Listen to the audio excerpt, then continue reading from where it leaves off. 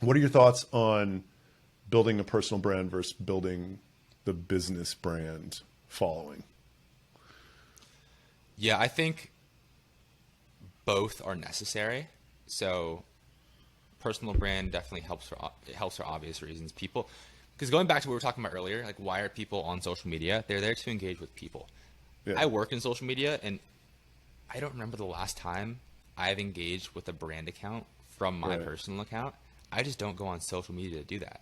Right. Um, and if I'm not doing that, and I literally, that's my job, Right. someone who's just randomly scrolling with little to no thought is probably not going to do that either, or not really incentivized to do it.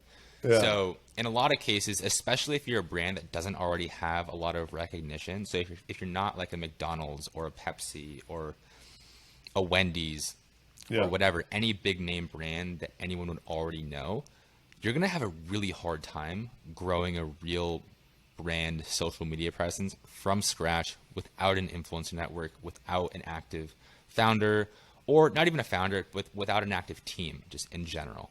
It's very hard to do.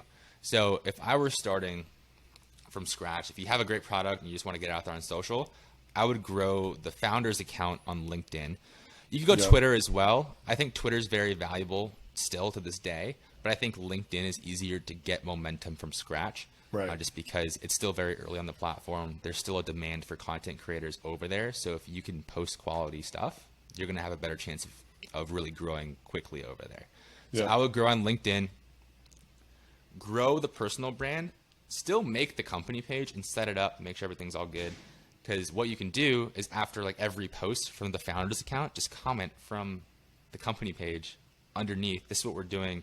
Yeah. And This is people what you're click doing on it. your stuff. Yeah. And if the founder's content's good, people are going to get curious about what's retention.com. What do they Right. do? And they go click Yeah. over to the company page. It just kind of grows by osmosis.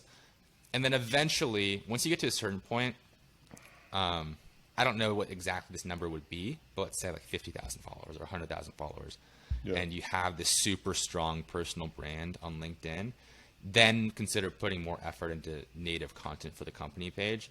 But you can get a lot of the way there just through having a strong personal brand. And Yeah. assuming it's the founder's brand, you're not really at risk for, like, the founder's not going to leave in most cases. I mean, Right. I'm sure there are exceptions to that rule, but it's not the same as a mid-level employee having a personal brand, which is still a valuable asset, but there is that risk of what if they leave, then Yeah. you're kind of screwed. Yeah. But growing the founder's personal brand's pretty foolproof.